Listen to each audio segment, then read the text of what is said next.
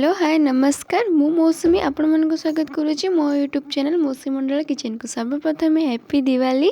दिवाली रे बहुत सारा एंजॉय करंतु। तो दिवाली स्पेशल आज मो मो रेसिपी आनी बिना बेसन लड्डू। साधारणतः लड्डू बेसन रे तैयारी करूँ किंतु मु एटा बिना बेसन रे आपन को बनै देखेबी। तो चलते स्टार्ट करवा आज रेसिपी। से देखो मुझे किसी बुट डाली को बतुरे नहीं मुझे मैक्सिमम 8 घंटा को बतुरे नहीं। आप चाहिए बेसी टाइम भी बतुरे पारे। मुझे पाखापाखि 2 कप बेसन सॉरी बुट डाली को बतुरे रखी। तो चलते नेक्स्ट रेसिपी स्टार्ट करवा। बुट डाली को बतुरे भल भाव धोई नवा तापर या ग्राइंड करवा। देखो या भल भाव धोई देती आम मसला बाटू ना मसला बाटा ग्राइंडर सेटार ही आम आपको पेशा बड़टारे टोटाली पेशानी जेहेतु हमको खदड़िया कर पेशार अच्छे आपको मन रखा बिना पानी रे पेशिवे आपको टोटाली पानी देवे। देखो मुझे पेशार एमती आमती यार कंसिस्टेंसी रहा बेसी टाण ना बेसी बहलिया। तो देखो एमती कर सबूतक बुट डाली को एमती बाटी नहीं। एबे यार नेक्स्ट प्रोसेस को जीवा। देखो मुझे किसी कड़ा बसई किसी तेल गरम कर नहीं। एबे मो से बुट डाली को बोरा सेप रे नहीं छाणुची छोट छोट सेप दूची। आपको मन रखिए जो छाणीबे फ्लेम हाई थी आपको पकई सारापर फ्लेम को मीडियम करदे जहाँद्वारा कि क्रिस्पी हम आपको पुणी आम ग्राइंडिंग करने को सहज हम। तो देखो मुझे फ्लेम को मीडियम रे रखी आपको एमती छाणुची। आपको जिते पर्यटन छाड़ा जिते पर्यटन यहाँ गोल्डन ब्राउन कलर न आसी। देखो एमती 2-3 मिनट छाड़ा पर यहाँ गोल्डन ब्राउन कलर आसी जाए आम तेलरू बाहर करनवा। तो चलते आपको तेलरू मु बाहर करनेली। यही सब प्रोसेस रे आमर बाकी तक जितक बुट डाली अच्छे सब छाणी नवा। मुझे सब प्रोसेस जितक बुट डाली एमती तुमको छाणी नेली। देखो एटार भी मीडियम फ्लेम मीडियम रे अच्छी फ्लेम। देखो यही सब करके मु बाकी तक सब छाणी नेली। मो टोटाल एतिक है एवं कौन करवा ना खंड खंड करदे एमती गोटारे ग्राइंड हो पारनी। तो आम खंड खंड करदे एटा बहुत गरम थी आप केयरफुली करेंगे। देखो ये खंड खंड कर एतिक बड़ बड़ खंड करें कि 8 भी छोट करें। एबे आम से मसला बटा ग्राइंडर ही आपको ग्राइंड करवा।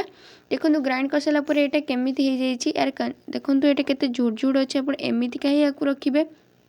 आपको टोटाल मु ग्राइंड कर सारे भर एमती अच्छे। देखो ये मोर हाथ रू खसी जाऊँगी जापे ये केते पूरा अच्छी बढ़िया अच्छी यार। एबे मुझे तैयारी करवा चाशनी माने होची तार सीरा। मुझे कौन कर बाउल जो मापिकी नहीं से बाउल मापिकी 2 बाउल नहीं पानी आउ चीनी नहीं मोर हाफ नहीं। आपको जब टी बेसी मीठा पसंद आप बेसी नहीं पारे। एबे मैं ऐड कर लेंबूर रस जैकि आम चीनी सीरा को क्रिस्टलाइज होगा दबनी से आम लेंबू टे देदेलु लेंबू रस। तो एबे आम भल भाव मिसई नवा लेंबू रस और चीनी पानी को। आपको देखिए मैं बेसी आपको फुटेबे देखिए जमीक हाथ को मारे चिकटा चिकटा लगुव से पर्यटन या रखिए। देखो मुझे ऐड कर फूड कलर जेटा कि अच्छे ऑरेंज रेड फूड कलर। या मुझे गोटे पिंच दूसरी यहाँ बिल्कुल ऑप्शनल अच्छे मार्केट स्टाइल लड्डूर सेप कलर एमती यूज करुचु। आप चाहिए स्किप भी करेंगे बिना फूड कलर भी यूज करेंगे कि आपण पाखे येलो फूड कलर अच्छी ना आप येलो भी यूज करेंगे। एवं मुझेदेली से बुट डाली ग्राइंड को देदेबा। देखो आपको भल भाव में मिसई ना देखिए ना यही समय आप फ्लेम को हाई करदे जिते मीडियम रखी थे हाई करदे जहाँद्वारा कि कौन हम ना से बुट डाली सब पानी तक को सक कर नब। देखो बुट डाली सक कर सारे एमती आपको भाजिले द्वारा से पूरा झुड़झुड़ होमें पूरा परफेक्ट लड्डू सेप दे पार। देखो एमती कर भल भाव में मिसई नियंतु। देखो मुझे कौन कर सेप देवाई हाथ में किसी तेल बा घी लगे नहीं।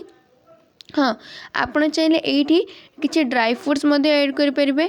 मत कौन से ड्राई फ्रुट्स लड्डू पसंद नुह तो से मुझे आप चाहिए मगज काजू किशमिश पिस्ता दे पारे। देखो मुझे एमती हाथ में देदेली लड्डू सेप देदेली एमती। देखो मुझे सब उपाय करुँच आप करेंगे। प्रथम मु हाथ रू नेली तो किसी लड्डू सेप देली देन मो हाथ में 2 हाथ को एमती करके बनईदेली। देखो मोर यही सब उपाय सबूतक लड्डू को बनई नेली। चलते यार प्लेटिंग स्टार्ट करवा।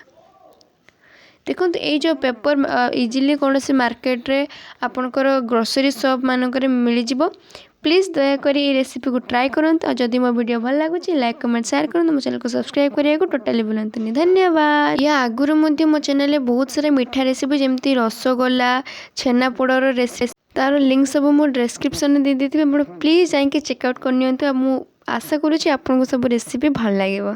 धन्यवाद।